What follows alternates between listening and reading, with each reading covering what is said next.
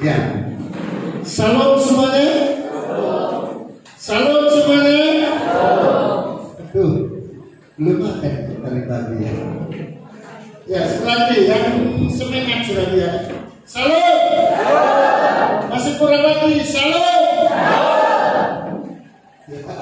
Baik, Bapak Ibu dan saudara-saudara sekalian, firman Allah buat pagi hari ini saya mengambil tema hidup ini adalah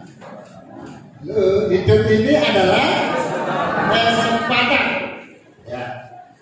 Nah, saudara-saudara yang kasih, kita akan baca di dalam bahasan kita buat siang hari ini, yaitu di dalam Lukas pada pasal yang ke-16 ayat 19 sampai dengan ayat yang ke-31. Ya, cukup panjang ya. Kita akan baca saudara-saudara yang kasih secara responsoria. Lukas pada pasal yang ke-16 ayat 19 sampai dengan ayat yang ke-31. Bagi berdiri karena ini adalah ayat yang pertama. Saudara-saudaraku, ayat yang ganjil saya akan baca dan ayat yang genap saudara baca, kecuali ayat terakhir yaitu ayat 31 kita akan baca bersama-sama. Ya. Judul yang ada di dalam Alkitab adalah orang kaya dan Lazarus yang miskin. Ya, kita nanti akan belajar ya apa yang terkandung di dalam yang diajarkan oleh Tuhan Yesus tentang orang kaya dan orang miskin. Nanti kita akan bisa melihat ya. Lalu mengapa saya mengambil tema hidup ini adalah kesempatan. Demikian firman Tuhan. Ada seorang kaya yang selalu berpakaian jubah ungu dan kain halus, dan setiap hari dia bersukaria dalam kemewahan. Dan ada seorang pengemis bernama Lazarus, badannya penuh dengan kotor, badannya dengan itu orang kaya itu, dan ingin menghilangkan lapangnya dengan apa yang jatuh dari meja orang kaya itu. Malahan anjing-anjing datang dan menjilat boroknya. Kemudian mereka masih di situ, lalu dibawa dan menaikkan kepada kedua para. Orang kaya itu juga mati, lalu dikubur. Dan sementara ia menderita sengsara di dalam maut, ia memandang ke atas dan dari jauh dilihatnya Abraham dan Lazarus duduk di pangkuannya. Lalu dia berseru berkatanya, Bapa Abraham, kasihanilah aku, suruhlah Lazarus supaya ia mencelupkan ujung jarinya ke dalam air dan mendidihkannya merahnya, sebab aku sangat kesakitan dalam hati ini. Tetapi Abraham berkata, Anak, ingatlah bahwa engkau telah menerima segala yang baik sewaktu hidupmu, sedangkan Lazarus segala yang buruk. Sekarang dia mendapat hiburan dan engkau sangat menderita. Selain daripada itu, kami pada kaum teman-teman yang tak terseberangi, supaya mereka yang mau pergi dari sini kepadamu, atau mereka yang mau datang dari jalan yang terang. Kata orang itu, kalau demikian, aku meminta kepadamu Bapa, supaya engkau menyuruh dia ke rumah ayahku. Sebab ada 5 orang saudaraku, supaya dia memberikan mereka dengan sungguh-sungguh, agar mereka jangan masuk ke dalam tempat penderitaan ini. Tetapi kata Abraham, ada pada mereka kesaksian Musa dan para nabi. Baiklah mereka mendengarkan kesaksian itu. Jawab orang itu, tidak apa-apa, tetapi jika ada seorang yang datang dari dalam kepada mereka akan bertobat. Sama-sama. Kata Abraham kepadanya, jika mereka tidak mendengarkan kesaksian Musa dan para nabi, mereka tidak juga akan mau diyakinkan sekalipun oleh seorang yang bangkit dari antara orang mati. Amin. Silakan duduk.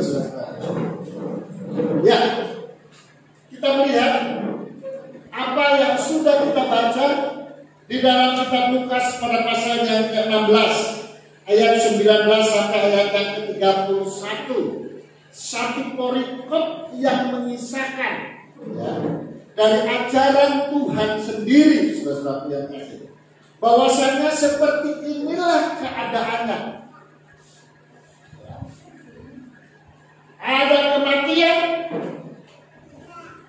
Lalu kisah ini menceritakan kepada kita, mengisahkan kepada kita bahwasanya masih belum selesai. Ya. Seringkali kan orang selalu mengatakan kalau kita sudah mati sudah selesai. Ya. Iya. Lalu kemudian sepertinya nggak ada apa-apa lagi. Tapi kalau kita lihat perjalanan yang diajarkan oleh Tuhan Yesus, orang miskin itu mati, orang kaya itu mati. Ini kalau difilmkan. Begitu orang kaya mati, orang miskin mati, apakah langsung tamat? Ini kalau difilmkan, ya? Tidak. Ya. Kenapa? Karena si miskin itu ada di pangkuan Abraham. Si kaya berada di mana? Hidup di dalam kesulitan, memang hidup, tapi hidup di dalam kesulitan, penderitaan. Beda dengan si miskin itu, ketika dia mati, dia hidup di dalam sukacita Allah. Kenapa? Karena gambaran itu memberi ketuntunan bagi kita.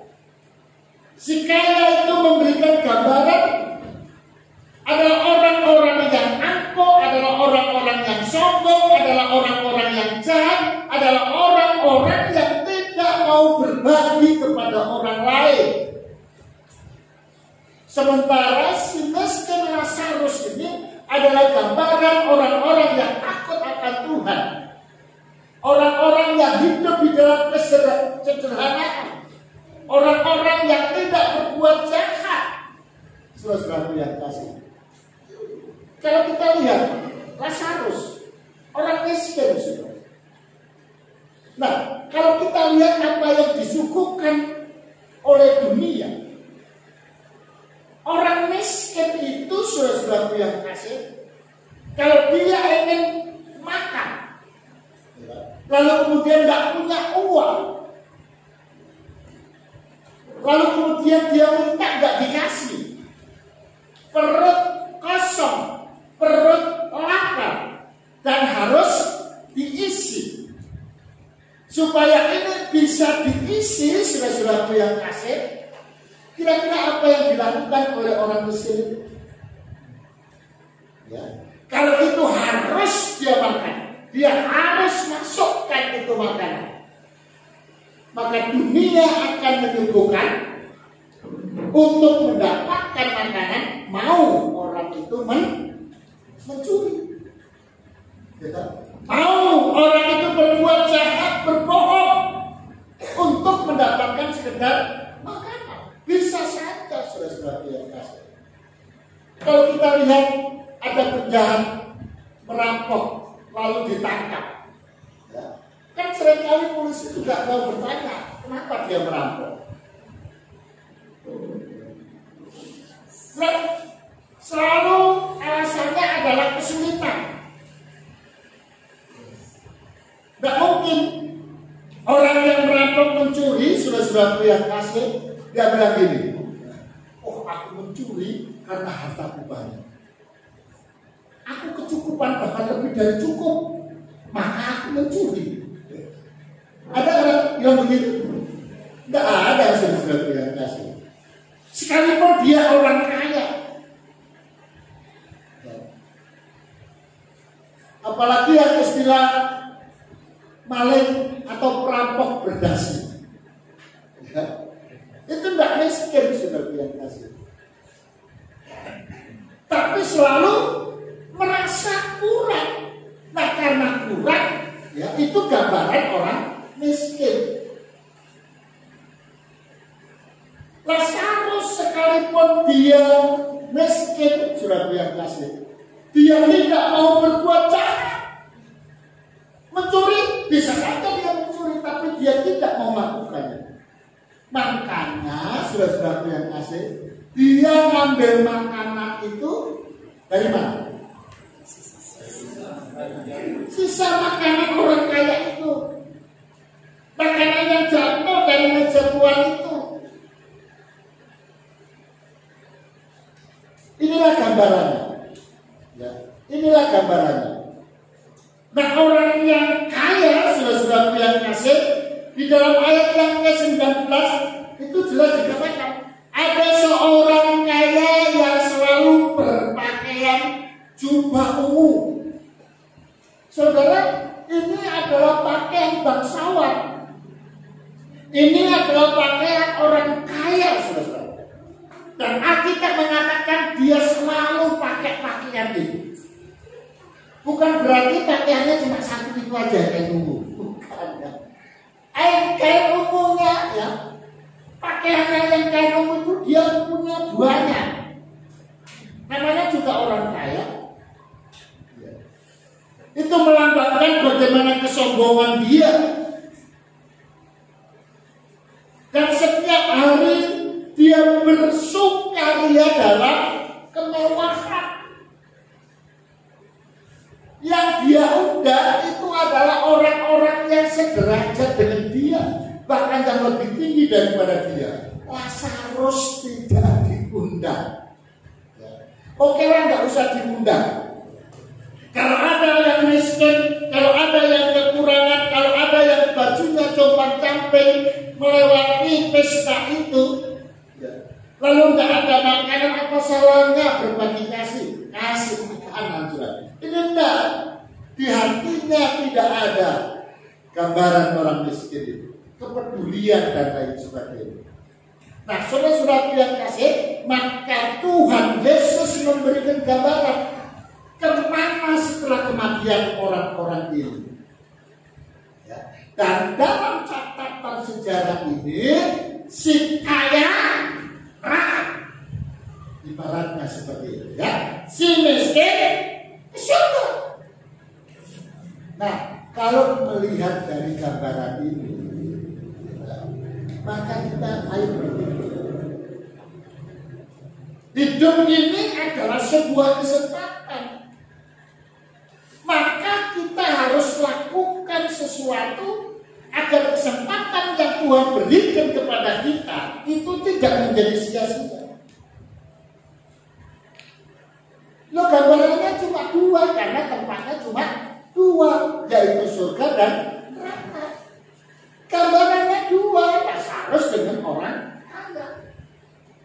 Kalau kita ingin seperti Lazarus masuk surga, lakukan apa yang Lazarus lakukan. Tapi kalau engkau masih bodoh, pokoknya yang penting sekarang. Soal nanti surga atau neraka itu kan nanti. Kita lihat dan kita baca. Di dalam ayat bacaan yang sudah dijelaskan tentang seorang yang sangat kaya dan punya kuasa yang tidak membutuhkan siapa-siapa dalam hidupnya karena dia merasa sudah cukup, ya. Bahkan orang lain butuh dia, saya nggak butuh orang lain, ya. Seperti itu saja, ya. Nah, namun di sisi lain dikisahkan dengan jelas seorang yang sangat miskin, tidak punya apa-apa dan sangat menderita, tetapi kemudian dipisahkan keduanya sama-sama mati. Setelah mati tidak cukup sampai di sini. Ternyata belum selesai.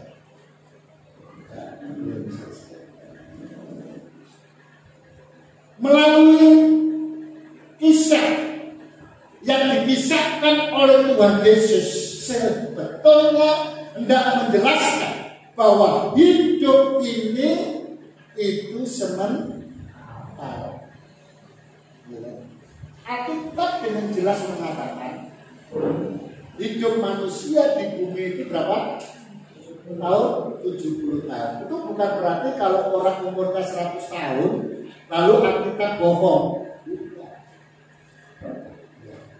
Standarnya orang hidup di dunia itu 70.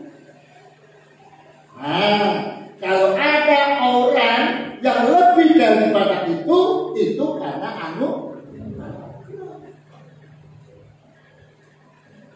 Nah, kalau namanya itu sangat panjang, ada opung-opung kita umurnya 100 tahun.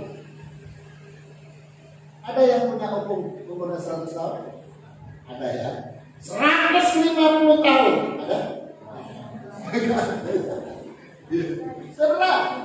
Oke lah kalau 100 tahun ada, ya. Atau 105, 110, oke.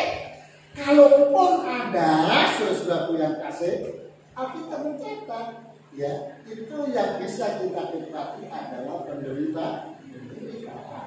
Ya. Kenapa? Karena pikun. Oh, udah makan, Bu? Udah jalan-jalan tapi nggak selesai di sana. Nyambung sudah. Nah, itu kalau badannya sehat, tapi pikun. Bagaimana dengan yang tidak sehat? Yang terus sakit-sakit, menderita sekali. Ya, tapi oke lah 70 tahun saudara-saudara yang kasih. Kalau kita lihat di dalam cerita, di dalam apa yang kita alami, saudara, waktu itu sangat cepat.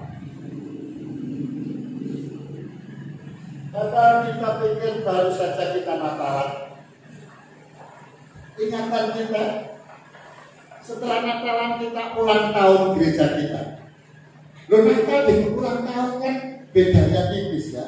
Natal 25, ulang tahun gereja tanggal 6, saudara-saudara yang kasih. Itu yang seharusnya bulan Januari.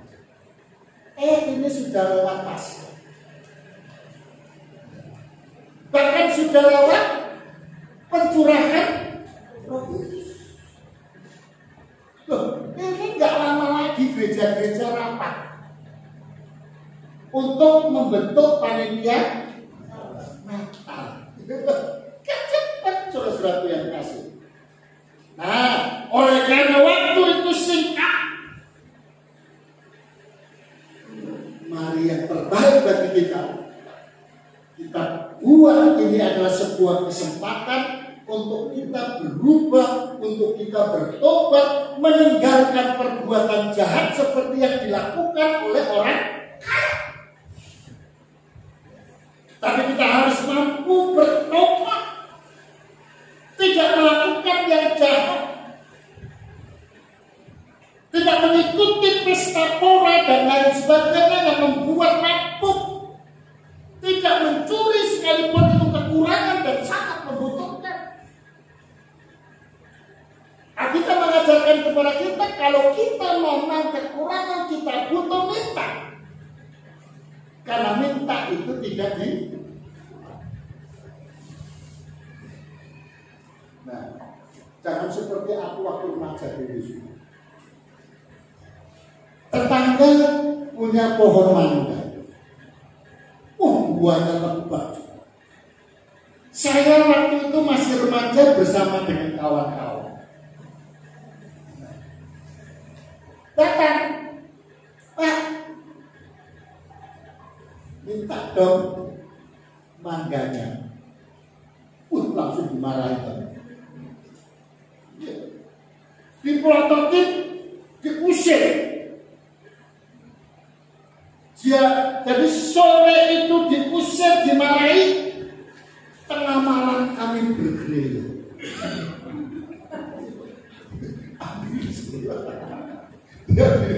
Pagi-pagi baru punya tahu, marah-marah. Siapa ini yang ambil? Siapa ini yang ambil? Padahal kami ada di situ juga. Siapa yang ambil? Saya ambil. Itu maling lihat. remaja dulu ya. Remaja-remaja jangan diikutin gitu ya. Ini bisa lama. Nah, Bapak Ibu, artinya apa? Boleh minta, tapi mencuri tidak boleh. Nah, hidup ini sementara saja, dan ternyata ada kehidupan lain di balik kematian. Dan kehidupan di balik kematian itu bersifat kekal. Bersifat kekal. Maka itu mana yang perlu kita pikirkan dan mana yang perlu kita lakukan. Dan mana yang perlu menjadi cita-cita kita. Kehidupan yang sekarang, yang sementara, atau kehidupan yang akan datang. Ya. Kehidupan setelah kematian yang ternyata di situ kekal, yang sekarang sementara. Kekal itu selama-lamanya tidak ada batasnya. Nah, kalau kita hanya memikirkan di dunia saja, nggak usah bertobat. Kalau hanya di dunia saja,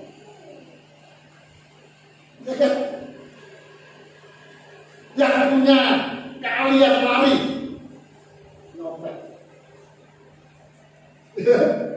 Yang punya keahlian lari. Orang itu kalau supaya bisa larinya cepat, latihannya bagaimana? Pasti lari juga berapa yang kasih. Nah, saya dari SMP sampai SMA itu latihan kecepatan. Kalau di Jawa, sekolah jauh itu nggak pusing masalah kendaraan.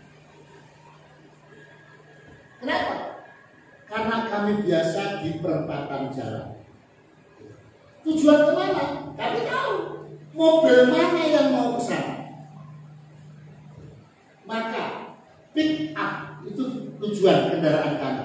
Pick up, lalu kemudian truk. Truk. Jadi begitu dia dia berjalan itu kita kejar dari belakang. Nah, itu latihan lari kami. Kita kejar ya untuk naik mobil pick up ataupun truk. Terus ketika hendak turun sudah yang kasih, biasanya truk super nggak mau dia berhenti. Maka kami harus turun dalam situasi apapun. Kendaraan berjalan, kami bisa lompat dan tidak terjatuh. Dan itu melalui latihan khusus. Nah, itu otomatis membawa orang yang sudah terbiasa itu begitu cepat. Maka kalau dia nyopet dikejar, susah didapat. Kalau hanya memikirkan hidup di dunia saja, nyopet. Karena kalau ketahuan larinya cepat, kan gitu. Lalu punya kalian apa lagi saudara? Bisa saja. Tapi kalau kita memikirkan hidup yang kekal, yang ada batasnya itu, maka kita harus bertobat untuk tidak berbuat jahat.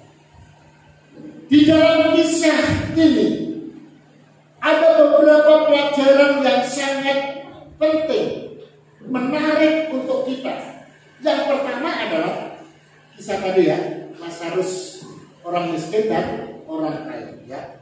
Ada 5 pelajaran penting yang kita peroleh. Ya. Yang pertama, setiap orang pasti akan berhadapan dengan kematian. Ya. Sesehat apapun kita tetap berhadapan dengan kematian. Apalagi kalau sakit, dan apalagi kalau sakit. Ya. Nah, untuk itu semasa hidup kita adalah sebuah sebuah kesempatan untuk hidup di dalam kebenaran agar kita berkenan untuk masuk ke dalam surga, bukan neraka. Ya, maka taruh di dalam hati, tetapkan di dalam hatimu misimu itu. Engkau hanya ingin hidup di dunia saja atau sampai ke dalam kekekalan? Yang kedua, setelah kematian langsung dihakimi. Ya, kalau sudah baca di dalam ayat yang 22-23 ya, ayat 22-23 dikatakan dengan jelas begini. Kemudian matilah orang miskin itu, lalu dibawa oleh malaikat-malaikat ke pangkuan Abraham. Ya, orang itu mati lalu dibawa ke pangkuan Abraham. Orang kaya itu juga mati lalu dikuburkan, dan sementara ia menderita sengsara di alam maut, ia memandang ke atas dan dari jauh dilihatnya Abraham dan Lazarus hidup di pangkuan. Kok bisa sih? Apakah benar orang mati lalu kemudian secara orang mati langsung dihakimi? Bagi setiap orang percaya dijamin tidak akan ada penghukuman, sebab di dalam Kristus tidak ada penghukuman. Markus, coba baca dulu ya.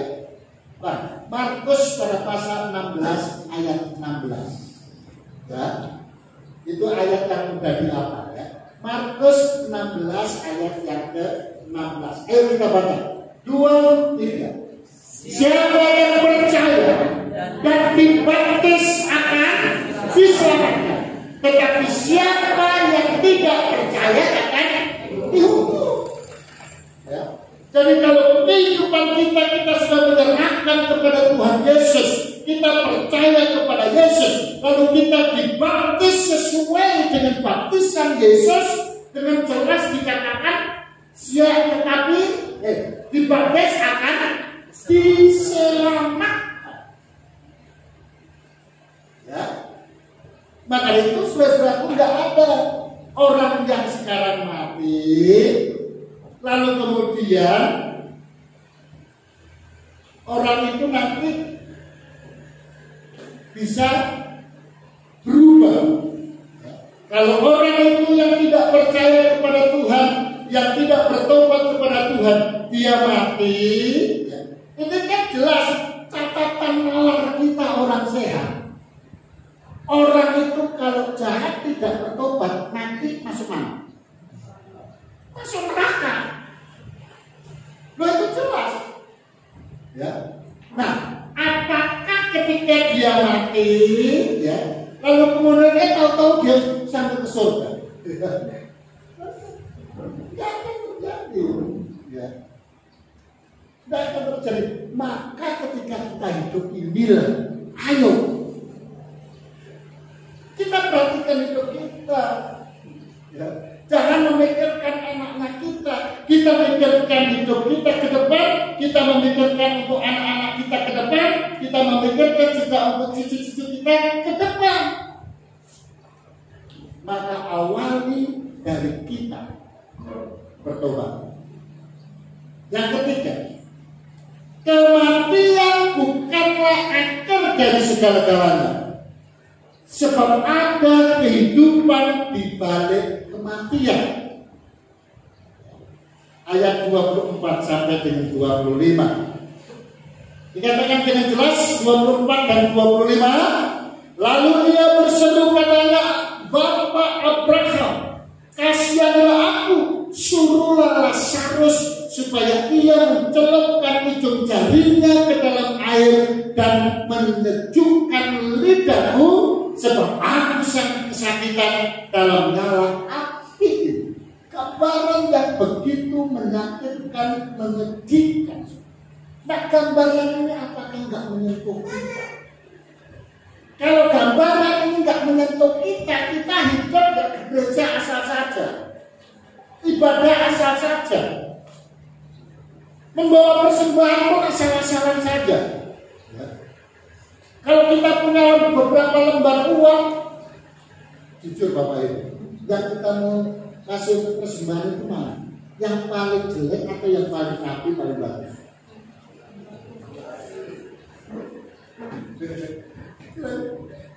Kalau orang bertobat pasti yang rapi.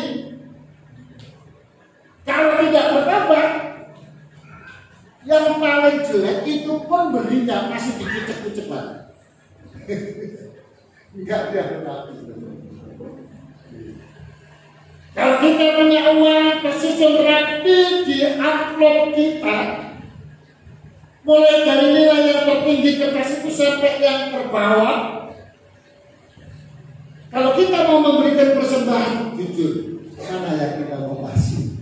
Yang paling tinggi berwarna merah, agak sedikit keplastikan, atau yang gambarnya mati murah, yang selalu bawa pedang.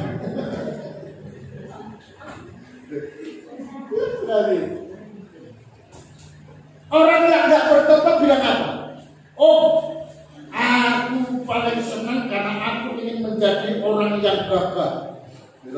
Orang yang siap berperang, maka yang paling cocok adalah mati murah. Kagak daripada yang merah-merah itu, fotonya cuma gini aja, walaupun 2 orang enggak kagak. Ada 2 tempat yang menanti kita. Orang-orang benar akan ke surga dan orang-orang jahat akan ke neraka mengalami kematian kekal. Kita coba baca dulu di dalam 2 Korintus 5 ayat 1. 2 Korintus 5 ayat yang ke-1, Bang. Ya, kita baca 2, 3. Karena kami tahu bahwa jika kemah tempat kediaman kita di bumi ini dibongkar, Allah telah menyediakan sesuatu tempat kediaman di surga bagi kita, satu tempat kediaman yang kekal yang tidak dibuang oleh tangan manusia. Ya, ini berbicara, saudara yang kasih, ada kehidupan setelah kematian. Ini berbicara kematian di dunia itu bukanlah akhir dari segala-galanya, ya, karena ada tempat yang tidak dibuat oleh manusia. Ya, kalau tidak dibuat oleh manusia, terus yang membuat siapa? Tuhan. Ya, Tuhan. Nah, yang keempat, orang mati tidak dapat berhubungan kembali dengan orang hidup. Kenapa? Karena ayat yang 26,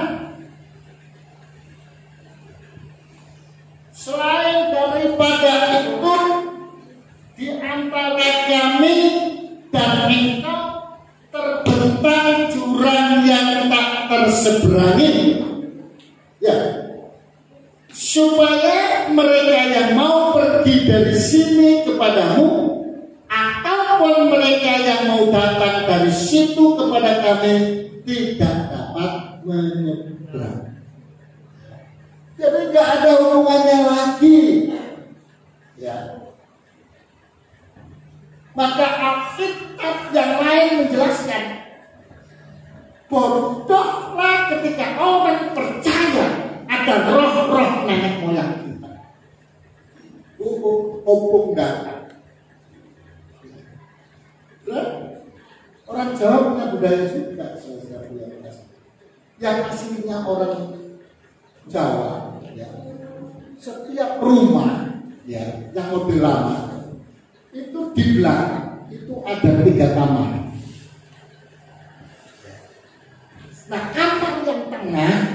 Itu kamar istimewa. Itu kamarnya opung-opung yang sudah mati. Iya. Maka itu kalau orang Jawa yang asli orang Jawa dan tinggal di Jawa,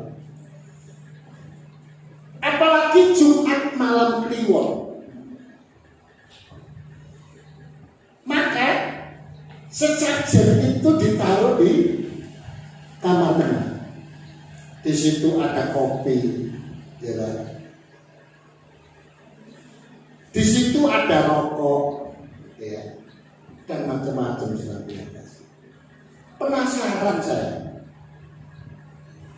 bener ya? Mbahku ini teko, ya, mbahku ini teko, ya, mbahku ini teko, ya, artinya nenekku, kakekku datang, tak intip nggak ada yang datang.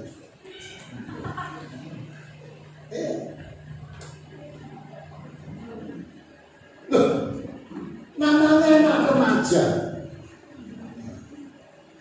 apalagi aku nggak kenal Yesus. Tengah-tengah malam ku ambil lagi rokoknya, ku minum kopinya. Pagi hari dilihat oleh ibuku, waduh senangnya luar biasa. Alhamdulillah, wes diminum karo simbahe. Rokoknya, aduh sampai habis, bungkus itu gak ada. Kenapa gak ada laku jual? Saudara, yang melakukan seperti itu, percaya kepada seperti itu bodoh, itu Alkitab mengatakan. Maka jangan ikut seperti itu ya. Amin. Amin. Ya. Jadi saudara-saudara yang kasih, bagi orang benar sudah disediakan tempat kediaman yang kekal di surga, karena itu sementara di dunia ini kita harus hidup dengan benar. Ya. Nah, hidup orang mati atau orang mati tidak dapat berhubungan kembali dengan orang hidup, saudara-saudara yang kasih. Coba kita lihat di dalam Yeremia 22 ayat 10. Yeremia 22 ayat yang ke-10. Oke, kita baca. 2, 3. Janganlah kamu menangisi orang mati, dan janganlah turut berduka cita karena dia. Lebih baik kamu menangisi dia yang sudah pergi, sebab ia tidak akan kembali lagi. Ia tidak lagi akan melihat tanah kelahirannya. Bisa nangkap? Ini maksudnya piye? Bagian yang awal dibilang janganlah kamu menangisi orang mati, dan janganlah turut berduka cita karena dia. Terus bagian selanjutnya, lebih baik kamu menangisi dia yang sudah pergi. Sebab ia tidak akan kembali lagi, ia tidak lagi dapat melihat tanah kelahiran. Maksudnya itu begini. Ada orang-orang yang punya pikiran itu sudah diintimidasi oleh iblis, sudah diikat oleh iblis, ya, sudah dibodoh-bodohi oleh iblis, ya kan? Ini opomu, kamu kan saya kan? Iya, saya kan itu kan? Mati. Nah kamu harus nangis, ya kan?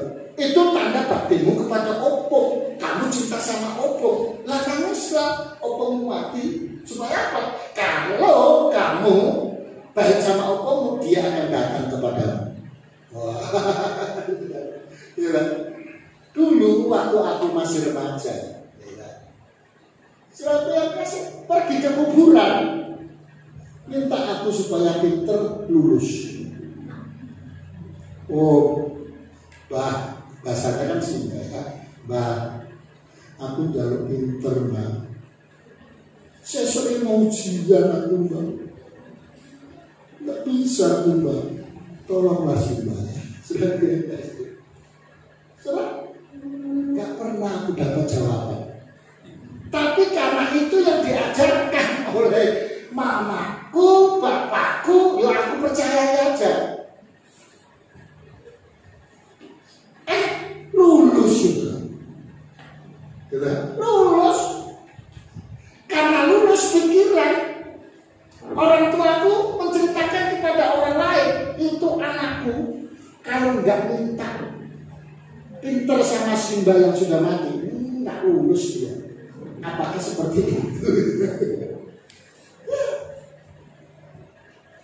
Maka dari itu lebih baik kamu menangisi dia yang sudah pergi.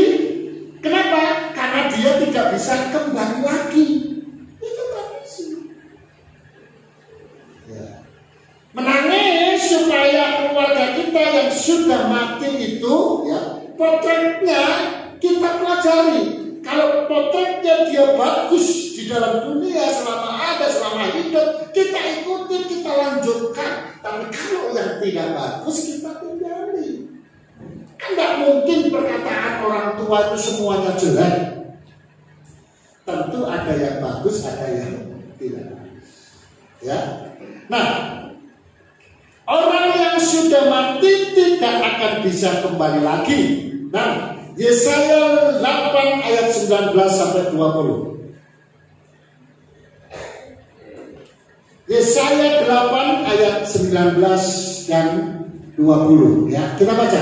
2, 3. Dan apabila orang berkata kepada kamu, mintalah petunjuk kepada arwah dan roh-roh peramal yang berbisik-bisik dan komat kami. Minum. Aku pernah alami. Ku minum juga. Padahal ini vitamin D komplit tenang. Di depanku, ku minum juga. Ya namanya juga aku masih anak-anak. Oh kami, ya. Maka jawablah, bukankah suatu bangsa patut meminta petunjuk kepada Allahnya? Allahnya titik ya, Allah ya. Atau haruskah mereka meminta petunjuk kepada orang-orang mati dari orang-orang hidup? Ayo ayat yang ke-20. Carilah pengajaran dan kesaksian. Siapa yang tidak berbicara sesuai dengan perkataan itu, maka baginya tidak akan terbit fajar. Ya, tidak terbit fajar. Kalau tidak terbit fajar kan gelap. Ya, jadi artinya orang yang pergi ke dukun, orang yang pergi ke peramal dan lain sebagainya, itu ibaratnya hidupnya gelap, tidak ada fajar. Ya. Nah kalau orang yang hidup di dalam kegelapan, dia tidak bisa berbuat apa-apa. Celaka, saudara yang kasih. Maka harus tinggalkan itu. Jadi orang mati sudah tidak ada lagi hubungannya dengan orang-orang hidup. Yang terakhir, yang kelima. Jika ada kesempatan, maka ada pula kata terlambat. Ya. Kalau ada kata kesempatan, ini diberikan kesempatan, pasti juga ada kata terlambat. Ya. Itu kalau sudah baca dari ayat 27 sampai ayat 31 ya, dalam Lukas 16 tadi ya. Artinya kalau kita mau bertobat, bertobat sekarang.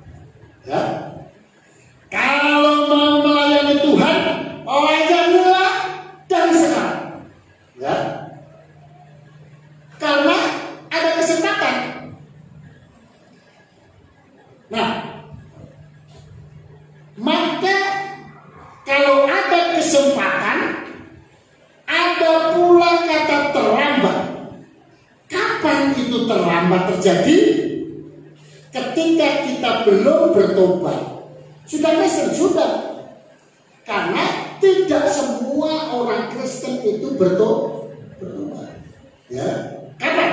Ya, ketika kita belum bertobat, saudaraku yang kasih, tetapi sudah dijemput oleh maut.